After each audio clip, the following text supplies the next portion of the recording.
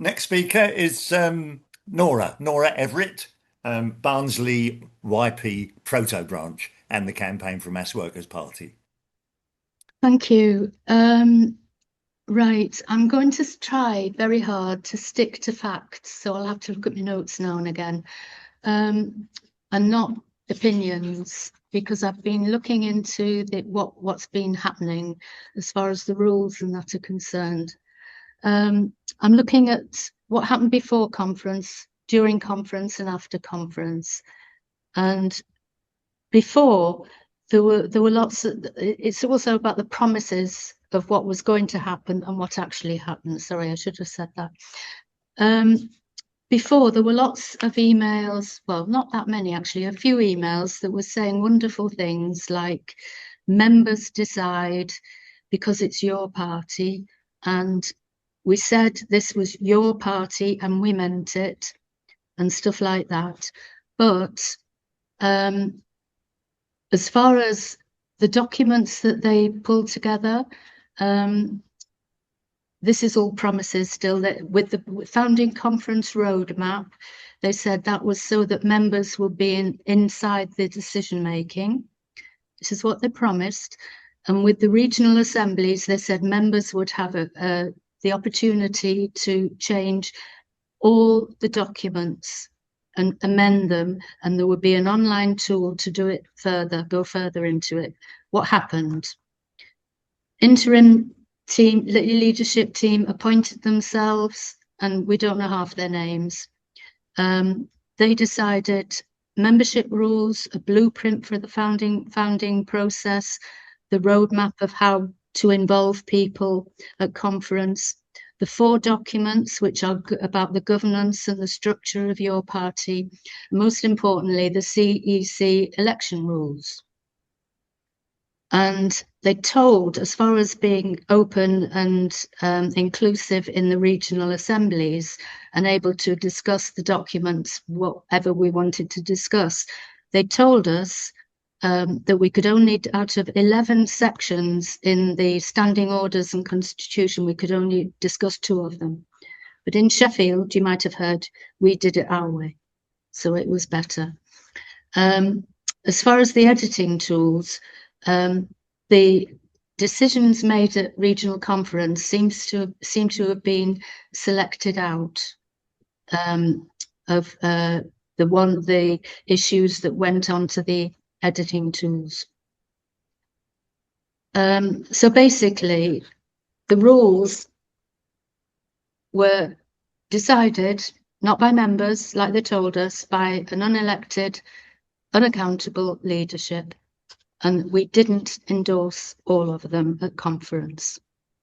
And as far as the membership rules and the CEC election rules, both affect the eligibility to stand in the CEC elections, which they've used against people and banned them. And none of them, neither the membership rules nor the election rules, were taken to conference, and at this, the CEC election rules were taken to conference to be endorsed by members. So they haven't been. As far as conference itself, they promised that members would have deliberative debate. That means we can discuss across the room, not be talked at, on all the documents and amendments, and that there would be support to attend in the way of money and practical support. And what happened was that the member debate across the room, such as it was only 70% of conference time, and support as far as travel costs or anything else, they actually charged us for £10 a day. And the support, I haven't heard of anybody who's got their travel costs, but the 2 independent MPs that attended, I've checked, and they put on their MP registration of interest that they got their accommodation paid for at Liverpool because they were invited speakers. Not all the online endorsed amendments were on the agenda, and they must have been selected out again. So the democracy they're waffling on about all the time, I'm trying to keep the independent, I've got to stop giving my opinions. The democracy that they talk about didn't happen at conference, and it was certainly not evident as in the founding document changes and amendments from regional assemblies and the crowd editing tool were selected out. And after conference was managed and inclusive, not inclusive. And after the conference between December and New Year, there was a huge delay where they didn't do anything. You've got about a minute left, Nora. Okay, I'm nearly there. After conference, they talked about a members' oversight committee and amending the documents on the website. That didn't happen until a couple of weeks ago. And the documents that we approved at conference are very clear that the election process will be run by a third trusted independent body, third party, and that the principles underlying the election shall be fairness and transparency. Can't read without my glasses.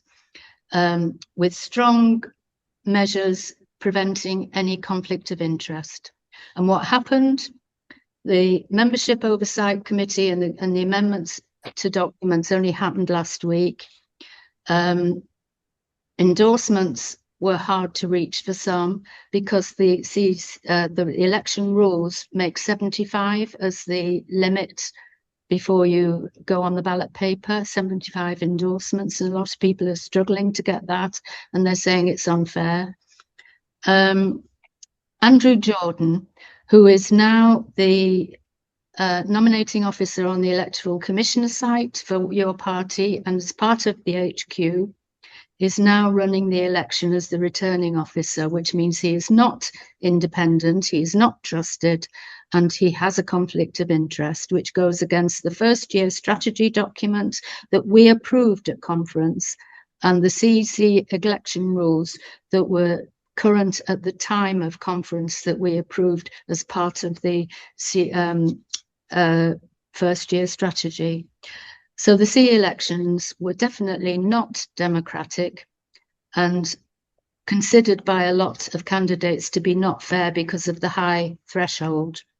And the returning officer is definitely not independent. Okay. Thanks very much, Nora. Very detailed there. Excellent stuff.